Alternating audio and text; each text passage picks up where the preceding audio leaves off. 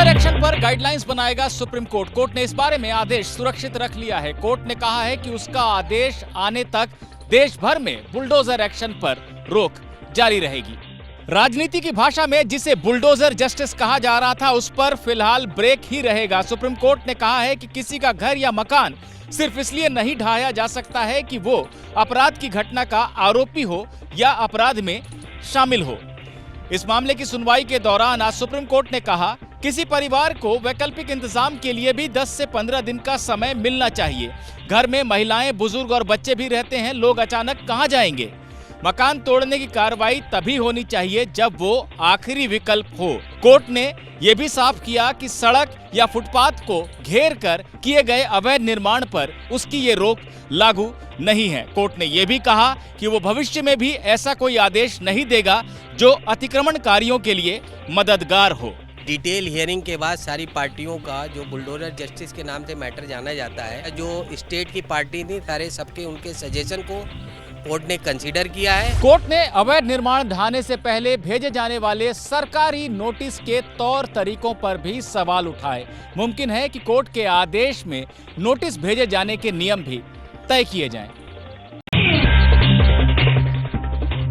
इंदौर में गरबा पंडालों में गोमूत्र पिलाकर एंट्री देने के बीजेपी नेता के बयान पर विवाद। कांग्रेस बोली नफरत फैला रही है बीजेपी। हम पंडालों में प्रसाद वितरण करते हैं तो गौ माता, हमारी जो माता है, गोमूत्र हम लोग पीते हैं। प्रसाद स्वरूप हम सभी को देना चाहिए। तो जो भी आए प्रवेश के पूर्व गौ माता गोमूत्र पिए तो गरबा पंडालों में प्रवेश करें। नवरात्रि में गरबा की तैयारियों के बीच बीजेपी नेता के इस सुझाव से सियासी तकरार शुरू हो गई है। गरबा पंडाल में आधार कार्ड देकर एंट्री दी जाती है। अब गोमूत्र वाले फॉर्मूले को लेकर सवाल उठने लगे हैं। कांग्रेस नेता कहते हैं कि बीजेपी नफरत वाली सियासत कर रही है। मैं मानता हूं कि इस तरह के न्यूसेंस वैल्यू जो भी बयान आते हैं, अलग अलग समय पे अलग अलग आते हैं, वो आप लोग भी इससे थोड़ा दूर रहे। तो मीडिया से भी मेरा आग्रह है कि इनकी न्यूसेंस वैल्यू को आप जिंदा रखते हो, ये समाज के लिए ठीक नहीं है। जीतू पटवारी इसे नफरत वाली सियासत बता रहे हैं, लेकिन उन्हीं की पार्टी के विधायक कहते हैं कि जिनका आयोजन है उनकी शर्तों का पालन गलत नहीं है। स्वाभाविक बात है, सब उनके धर्म की बात है। अगर जिसके धर्म की जो बात है वो उसका पालन करे तो उस पर किसी को बुरा क्यों मानना चाहिए? मैं नहीं समझता कोई अल्पसंख्यक वर्ग का व्यक्ति उसको बुरा माने। नवरात्रि के दौरान गरबा पंडालों में मुस्लिम युवकों के प्रवेश को लेकर सवाल उठते रहे हैं। इन्हीं विवादों से बचने के लिए गरबा पंडालों में पहचान पत्र दिखाकर एंट्री दी जाती है।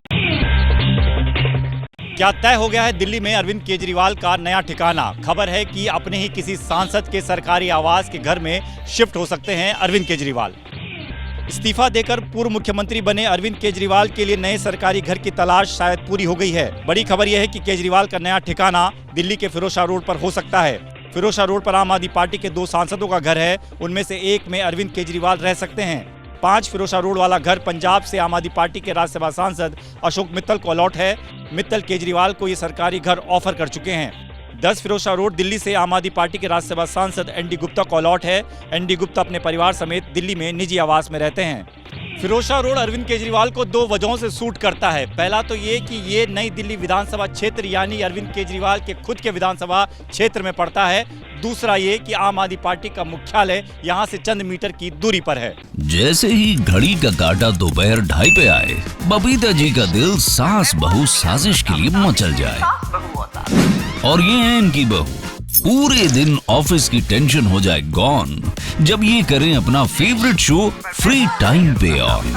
इनकी तरह आप भी देखिए अपना फेवरेट शो अपने टाइम पर और डाउनलोड कीजिए एबीपी लाइव ऐप अपने स्मार्ट टीवी पर।